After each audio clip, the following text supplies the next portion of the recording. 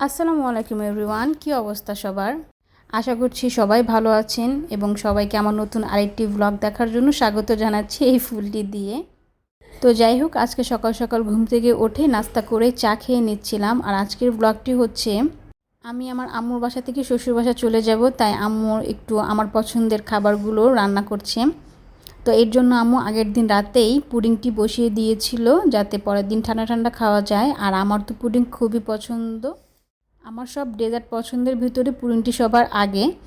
আর এখানে আমি সকালবেলা উঠেই একটু আমের শরবত বানিয়ে নিচ্ছিলাম, দেখেছি অনেক গরম, তাই এটা দুপুর দিকে খেলে অনেক ভালো লাগবে, তাই বানিয়ে ফ্রিজে রেখে দেব।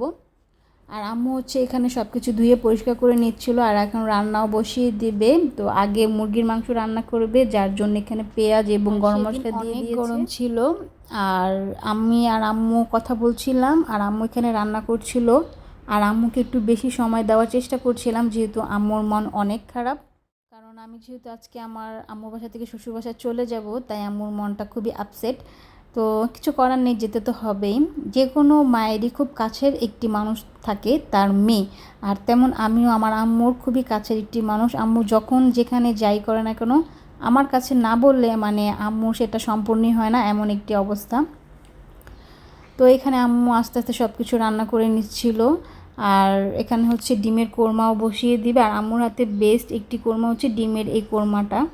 তো এই ডিমের কোরমার জন্য সব কিছু আম্মু মশলা কষিয়ে নিচ্ছিল আর একটু দুধ দিয়ে দিয়েছে। এখন সব কষানো হলে যে ডিমগুলো দিয়ে দেওয়া হয়েছে, ডিমগুলো দিয়ে একটু কষিয়ে নেবে। আর হালকা একটু চিনিও দিয়ে দিয়েছে ব্যালেন্সটা ঠিক রাখার জন্য। আর এখানে হচ্ছে পোলাওর চালগুলো ভেজে নেওয়া হচ্ছে যাতে পোলাওগুলো ঝরঝরে এবং সুন্দর হয়।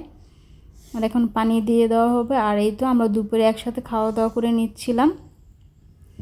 সেদিন অনেক গরম ছিল, সকাল থেকে দুপুর পর্যন্ত প্রচুর পরিমাণে গরম ছিল। বিকাল থেকে যেহেতু অনেক বাতাস এবং ঠান্ডা আবহাওয়া ছিল, তো আমরা সবাই একটু ছাদে চলে এসেছিলাম। তো আমি চারপাশটা একটু ঘুরে দেখছিলাম, খুবই ভালো লাগছিল। আর এখানে দাঁড়িয়েছিলাম, তো এর মধ্যে দেখি আমার বোন আবার ওর জন্য কোক নিয়ে এসেছে আর আমি এটা ওর থেকে নিয়ে নিয়েছি। তো এইটা একটু ভিডিও ক্লিপেও নিয়ে নিলাম। আর আমি নিচে নেমে উইংসগুলো রেডি করে নিচ্ছিলাম, এগুলো ফ্রাই করবো তাই। আর আমার এই উইংসের ফ্রাইগুলো খুবই পছন্দ। আর আমি যখন আমার শ্বশুর বাসায় থাকি তখন আমার শাশুড়ি আম্মুও তখন এই মুরগি আনার সাথে সাথে এগুলো আলাদা করে রাখে পরবর্তীতে যাতে আমি ভেজে খেতে পারি। তো আমি একটু নাস্তা টাস্তা করে এখন একটু আইসক্রিম খাবো, যেহেতু অনেক গরম লাগছে তাই একটু আইসক্রিম খেয়ে নিজেকে ঠান্ডা করব। তো যাই হোক, আজকের ব্লগটি আমার এই পর্যন্ত। সবাই ভালো থাকবেন এবং আমার ভিডিওটি ভালো লেগে থাকলে একটু লাইক কমেন্ট দিয়ে পাশে থাকবেন। আল্লাহ হাফেজ।